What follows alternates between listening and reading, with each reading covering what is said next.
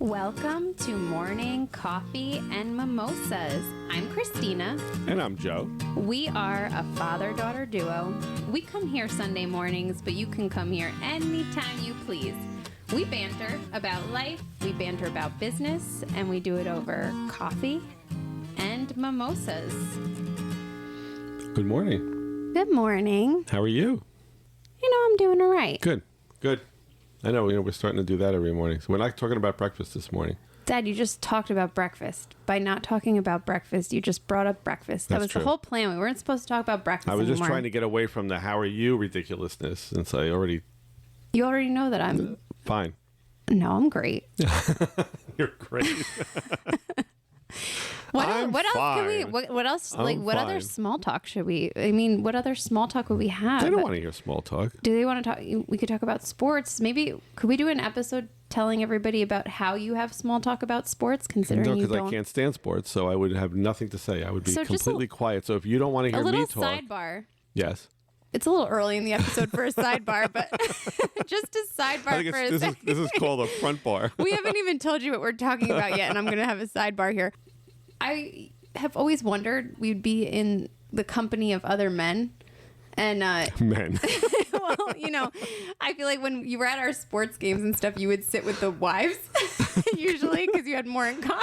I didn't know what the guys were talking about because they were pointing at the field. But yeah, so you would usually be sitting with the moms, but then every once in a while, you'd be around other men, and I'd hear you talk about sports, and then we'd go back, and I'd be like, Dad, what were you talking about? How did you don't watch any of this? And you were like, yeah, I know. I just go through the paper and I read the highlights so that I can have conversations about sports.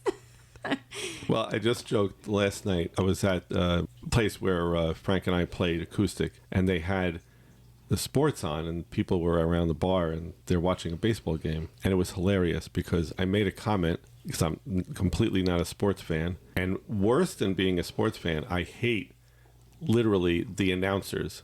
It's like the guy throws the ball to first, the first baseman misses the ball, and the runner gets to first, and the announcer says, oh, now he's on base, better chance he's going to come around and they might get a run.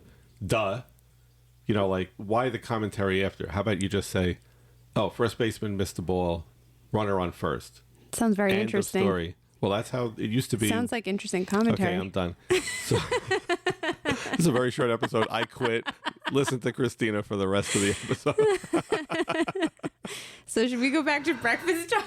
I think I'm in trouble because I just alienated every sports fan on the podcast. No, I'm a sports fan. You can follow for me. But, if you think about it, they're not telling you what happened. They're giving you their opinion about what's going to happen. But isn't that obvious if there's a runner? Would you say it might be their expert opinion? It could be their expert opinion, but it's a pretty ridiculous expert opinion. If the runner's on first, he's got a better chance to get to second than if he wasn't. I was trying to throw you a I know exactly what softball you're doing. to move to our episode topic this But I don't know what a softball is. But anyway, You tried. It's interesting because we're going to talk about experts today. And what did I write over there? If you could read that. So what you wanted to say is we're going to talk about the difficulty with expert opinions. Correct. Like mine in sports. But there is a difficulty in following experts. And I had written this topic down, to talk about a while ago. And here's why we wanted to talk about this topic, because there's a lot of experts. A lot of people call themselves experts. There are legitimately experts in fields. They're brilliant and they do their job and they're quiet and they're just experts in their field. But what does it take to become an expert? Well, that's the whole thing, right? Like you do something for long enough, you are training, regarded as an expert, right? In some cases there's schooling, but anybody could kind of be an expert. Well, anybody can be an expert, but a true expert is a combination of generally you've learned something from someone, but you have adopted the skill and you have internalized it and you can use it. Look, when you learn how to drive, right? You learn how to drive, you have to think about every single thing you're doing, right? You have to think about turning left, turning right, putting the blinker on. As you get better at driving, you're no longer thinking about all those things, correct? That's correct. So let's say you have an expert and this expert is teaching you what to do. It's simply my feeling that every person who exceeds the greatness of the person that they're learning from does it by departing from what they're taught after they've mastered that skill, and they make it their own and take it in a direction that it would never go without their influence. And I think that kind of defines it. It's learning all that you can learn from the expert that came before you, or from your teacher, whoever that is, from a mentor or something. But taking all that you can learn and then growing past it. Right. And it just made me think of a story. Or at least in a different direction, in a new way. Or just making it your own, right? Yeah, but something different. It made me think of a story. I was talking to a friend and they shared an experience of having a mentor and feeling like they were kind of on the other side of it, where the mentor needed them more than they needed the mentor at that point. And I remember thinking, well, that's kind of cool, because you came full circle and that they taught you all that they could teach you. And now it was up to you to go give that to somebody else. Or Correct. to teach them something that now you've expanded the knowledge that you learned from them. Right. So I taught for a lot of years, right? I did workshops, seminars, and so on.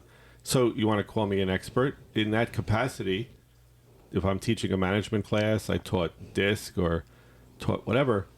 Yeah, okay, I was an expert up to a point. I'm an expert up to my point. And I got people the knowledge, and then through practice and repetition, and then them applying that technique and so on, those techniques on the job, they internalize it. They become their own masters at that. But if I was teaching 20 people, I would hope that 20 people took it way farther and in 20 different directions infinitely than from what I gave them, right? You're 100% right. I even I have a subscription to Masterclass, if anyone's ever seen that. And nobody cares enough to advertise with us yet. But hey, Masterclass, giving you a plug here. There you go. But it's great. You can find, storytelling. You can find comedy. You can look at something. Judd Apatow teaches a class on comedy. Or, I don't know. I can't think on my toes. But literally, you can watch all of the people that are renowned in what they do. Top chefs, you name it. And you're watching their take on what they, as a master, the people at the top of their craft, have to say to you. And as you're going through a lot of it, it's I've watched some of them where I've been like, that's really good stuff. And you maybe take away, 5 good things that you want to add into that you want to learn from it. Right. But I think to your point of the difficulty with expert opinions is if you literally look at it like you need to memorize every single thing that this person said. Exactly. And do exactly as they do. Of this podcast. That's exactly it. Of this Took us a little while to get there, but this episode is about that switch point, that point where you learn enough to incorporate what works for you, master what you need to, and then take it to your own direction. And why we felt this was so important, because I know in my case, I'll pick productivity as an example. You want to be more productive. There's a million people on YouTube teaching different software programs, different methods for, the GTD method, getting things done, and this method and that method and so on. And I feel that, and I'm only talking about myself, I sometimes would feel a failure because I'm trying to follow the method and I'm struggling with different components of it. Where the breakthrough came was, I don't need to follow 100% of the components. Find what works for me, incorporate it, use something different here, something different there, a different take on this, and I add to it. And if it fits the way I work, because I work a certain way, and you will very soon, hopefully, with COVID easing, travel again. You're on the road. You do different things than I do. I go into an office, right? So a system of productivity for you would be different than one for me. You're totally right, but I think it's even bigger than that, because you mentioned DISC before, right? Mm-hmm. And this is not the purpose of this episode, isn't for us to get into what makes people And tick. that's a behavior style, by the way. Yeah. Dominance, influence, steadiness, compliance are behavior styles. Right. So it's personal assessments and professional assessments. Right.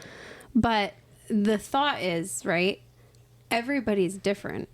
And what works for one expert, or what one expert found to be most effective, may not be translatable exactly for another Correct. individual. Mm-hmm. So, I give the example of James Clear. I love James Clear. I think his book Atomic Habits is one of the best reads, and as you think about habit building. But he talks about it from his perspective, and he's studied a lot of different people that have done research on habit building. So that's certainly an expert opinion. But nothing that he shares is fact. Everything he shares is tips that take what you will and try and make it your own. And he took all of these experts before him and made it better and made it more actionable and made it more translatable to a broader group of people.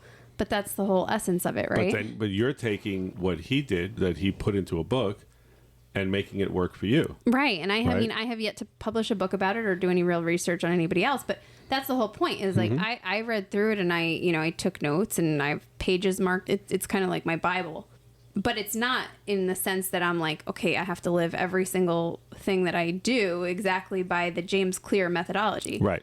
Right.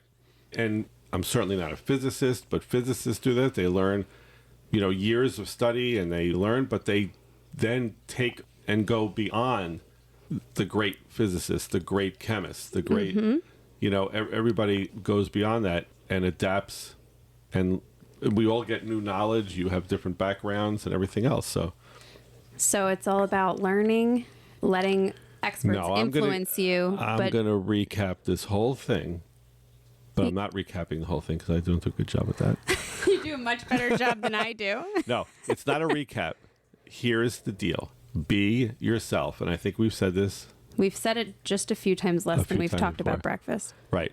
If you value yourself, value your self-worth and who you are, and then you go and learn a new skill, or you're learning whatever it is and developing from maybe your boss or teachers, and you're developing yourself in a profession, and you're following the masters who have gone before you, and you're internalizing and you're learning from them, don't put your self-value any lower than theirs.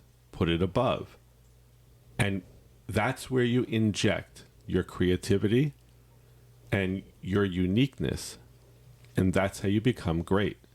Not by not studying, not by not following the greats, by learning everything you can, take the influence, be influenced by, and move it into your container that you are unique. No one else ever was like you. And that's how you become that special employee, that genius in whatever field you're in, and you make it your own. That wonderful daughter. That wonderful daughter. That's what I'm doing right here. That's right. You're just being the best you can be. No, I'm soaking in everything I can from you so that then I can show you what a better version of you looks like. Well, I think this I'm was just good, kidding, Christine. but no, I think Dad, we had... that was gold. What you just said there, it almost brought a tear to my eye. It was so profound. So, Well, that's it. And I think a lot of people just... They're intimidated by experts. Yes, intimidated and don't feel, I can't be like them. You shouldn't be like them. You don't want to be like them. But You want to be influenced by them. I love what you just said because it's so true. Like sometimes you look at these people and you go, well, if only they were in the same position that you were at some point, but they thought critically about something somebody else said and had the confidence in themselves to challenge the status quo. And you said something in earlier episodes about being able to handle criticism. Criticism should be something you take, figure out if it applies, how it applies, and what you can do perhaps to modify because of it. But it doesn't mean you listen to everybody's criticism, because the genius and the greats kind of brush that aside. You will be criticized for being yourself and for valuing your self-worth, because people will want you to follow a mold that either they created or has been created for them. And don't do it. Be yourself. I love it. All right. I'll tell you one more little sports story. When Gregory's Christina's younger brother, he was in soccer, and I went to all the games and all your games and everything else. So I sat there like I was a good dad, I think, at least for that. He was. And I'll never forget, the coach came up to me after one game and he said, I really appreciate you being here every game. I can't be here next week. Would you coach the team next week? What did you say? I said to the guy, I said, I can't spell soccer. I said, I don't even know what the rules are other than kick it into that net. He goes, oh, don't worry about it. The kids are really good. They know what they're doing. So how old were they? Grammar school. I don't know. So they did not know what they were doing? No. So they weren't, like tiny kids, but they were, maybe, I don't know, 5th grade or something, 6th grade. So anyway, I was a nervous wreck. The next week comes, I'm standing on the sidelines now instead of sitting in the stands. And the other coaches, I'm kind of like overhearing what he's trying to say, and then I kind of say the same thing, and the kids are they're so adorable, and they're listening to me because I'm the grown-up. Anyway, they go out to play, and they're playing, and I'm running up and down the side, and I'm trying to give direction, and I'll never forget Gregory, after one play, just kind of like running back, swung by the sidelines where I was, and he goes, hey, Dad, just don't tell us what to do. Just stand there. You almost lost me when I heard you say running on the sidelines. Well, I've never seen you run. Okay, well, they moved quicker than normal, but anyway, that was hilarious. Please stop, Dad. You're embarrassing yourself. The kids are like, what the hell is this guy saying? You're embarrassing yourself. Well, thank you for this, Christina.